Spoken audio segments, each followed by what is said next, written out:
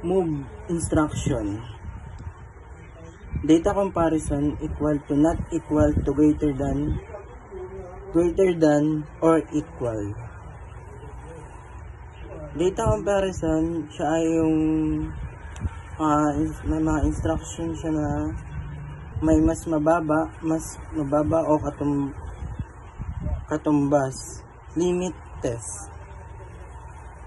28. Arithmetic operation. Additional, subtraction, multiplication, division. 29. To binary coded decimal from binary coded decimal. Conversion to binary coded decimal from binary coded decimal. The convert to BCD TOD instruction is used to convert 16-bit integers into binary coded decimal BCD values.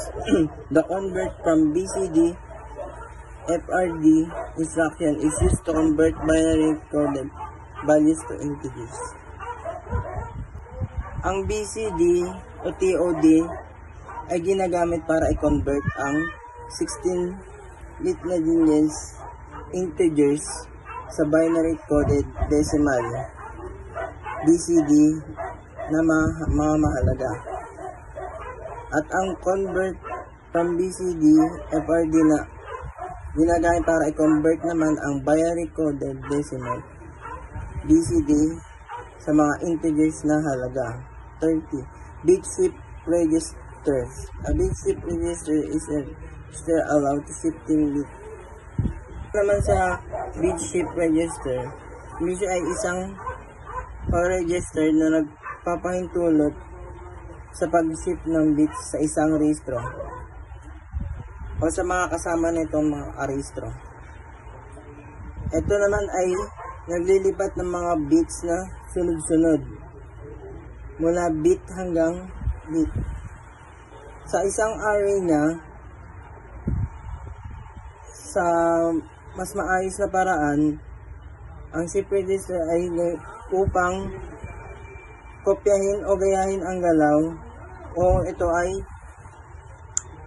masundan o masubaybayan ang daloy nito.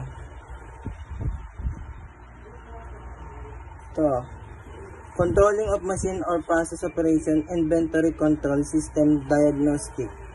Ito ay isang operasyon ng makina. Control ng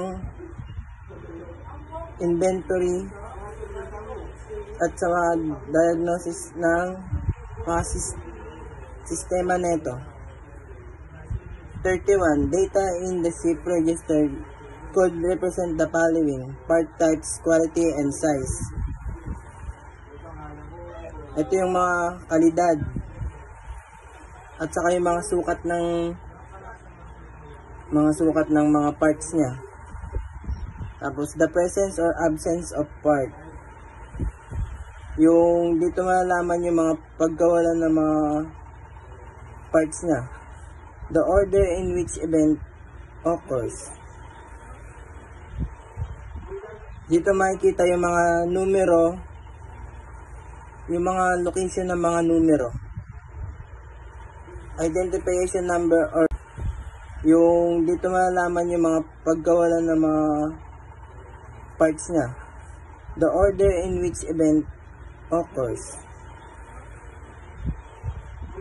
Dito makikita yung mga numero, yung mga location ng mga numero. Identification number or location. A fault condition that cause a shutdown. Dito rin nakalagay sa data na to yung mga kondisyon ng mga pagkasira or yung mga dulot na mga paghinto nito. 32. Analog I/O modules. Discrete device that input and output that have only two states. Ang mga input at output nito ay meron lamang siyang dalawang estado. Ito ay ang on and off. Sa paghalin tulad nito, ang mga analog device ay may mga halaga ng from 0 to 20 milliamp, 4 to 20 milliamps, or 0 to 10 volts. 33. The analog input interface that contains necessary. Sa 33, ito ay yung analog interface. Ito ay isang circuit na kailangan para tumanggap ng analog niya o voltage or signal ng kuryente. Nanggagaling siya sa transmitter at ang input na ito ay kino-convert mula sa analog papunta ng digital. At ang circuit ng analog output module ay siya naman ay ang tumatanggap na mula sa processor at ito ay kino-convert niya ito pabalik papunta sa analog na signal na pinapagana siya ng field tank level meter. Ang mga katulad ng mga type nito na halaga na sinusunod ng PLC analog module ay kabilang dito ang mga temperature, speed, level, flow, weight, pressure, and position. 34. For example, a sensor may measure temperature over a range of 0 to 500 degrees Celsius and output a corresponding voltage signal that varies between 0 and 50 millivolts. Ito ay ang sensor niya ay pwede siyang sukatin ang temperatura niya magmula sa 0 to 500 degrees Celsius at maglalabas ito ng katugma ng voltahe naman na between 0 and 50 millivolts. Ito, 35. Selection of PLC input-output capacity feature. Types of input.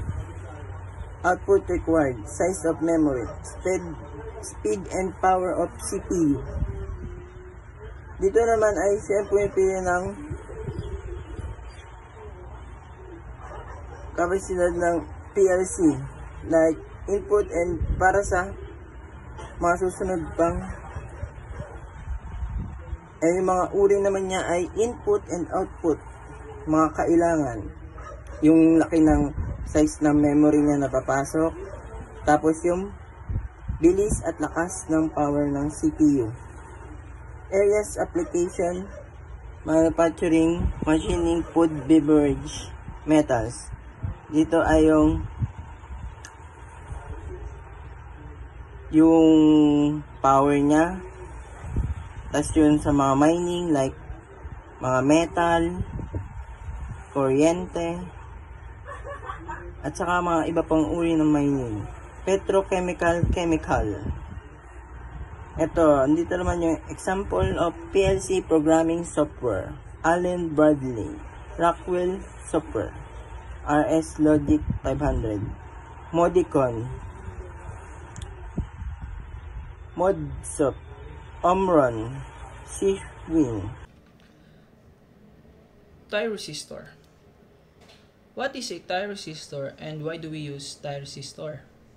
Many industrial electronic applications require control of large voltage and current.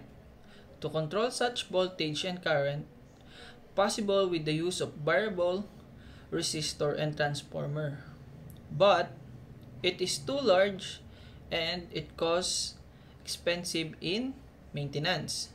So they're not using it.